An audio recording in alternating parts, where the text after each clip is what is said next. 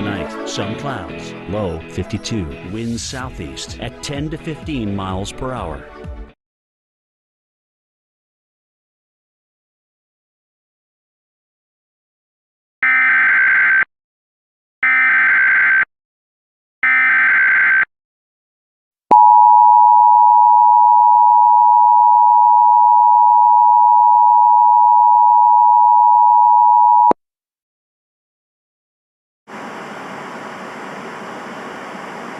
The following message is transmitted at the request of the emergency management.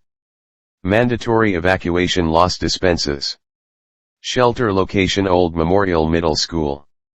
Area, San Miguel County Health Alert. Sender, New Mexico Department of Homeland Security and Emergency Management. The following additional locations in San Miguel County are in immediate mandatory evacuation status: West and East Sapelo and Emplazadugue. Evacuate G New Mexico 518 south through La Vegas. A 6 for fire consequence resources. Please contact 800-432-2080 option 4.